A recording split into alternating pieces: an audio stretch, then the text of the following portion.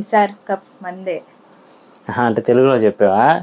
ఎన్ని చెప్పినా కానీ మరి ఏంటో నిజంగా అసలు తెలియదు. కానీ టీంలో ఒక కోహ్లీ, ఒక డూప్లెసిస్, ఒక మ్యాక్స్వెల్, ఇంతమంది స్టార్ ప్లేయర్స్ ఉంటారు.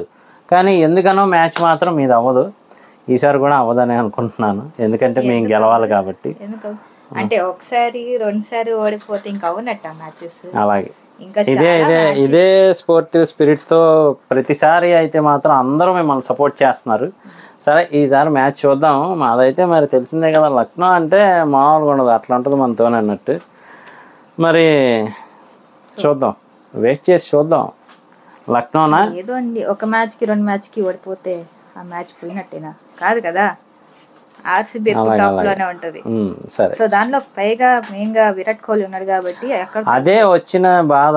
ఎప్పుడు ఒక ప్లేయరే గెలిపించలేడు కదా మ్యాచ్ ని, అందరూ కలిసి గెలిపించాలి. కాసేపు ఏమో బౌలింగ్ మెరిపిస్తారు అనిపిస్తుంది, మళ్ళీ ఏమి ఉండదు. ఇంకో వైపు ఏమో బ్యాటింగ్ అనిపిస్తుంది. అదే సర్లే, ఏదేమైనా కానీ మ్యాచ్ అయ్యాక మాట్లాడుకుందాం. సో మ్యాచ్ అయితే వచ్చేస్తుంది కాబట్టి, సో మ్యాచ్ అయిన తర్వాత అసలు విషయం మాట్లాడదాం. 2000 years later. మ్యాచ్ మరి మేమే గెలిచాం, చెప్పాను కదా.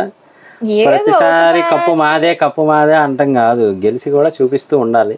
అయినా కానీ ఏదేమైనా కానీ విరాట్ కోహ్లీ గురించి అయితే అంత పాజిటివే. చాలా కష్టపడుతున్నాడు మనిషి, కానీ సపోర్ట్ రావట్లేదు ఆయనకి, అంతే తప్ప. టీం అయితే నెంబర్ 1. నువ్వేంట్రా ఇన్ని రకాల రంగులు? ఏ టీం రా నీది? ఏ టీం నీది?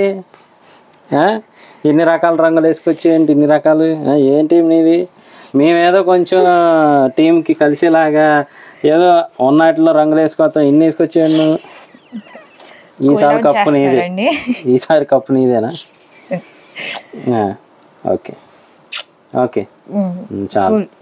అలాగే వాళ్ళకి కూడా ఫ్లయింగ్ కిస్ ఇవ్వమ్మా. ఓకే, మొత్తానికి ఇలా వచ్చి హాయా.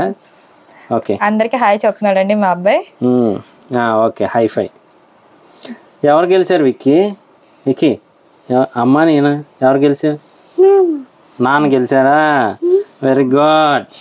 ఓకే, ఏదండి అప్పుడప్పుడు ఇలా పిల్లలు కూడా ఎప్పుడు అదే జరుగుతూ ఉంటుందిలే, కానీ ఏదైనా న్యాయం వైపే ఉంటుంది కదా విక్కీ. మళ్ళీ నెక్స్ట్ వీడియోలో కలుద్దాం. సబ్స్క్రైబ్ చేయండి, లైక్ చేయండి, షేర్ చేయండి. Thank you.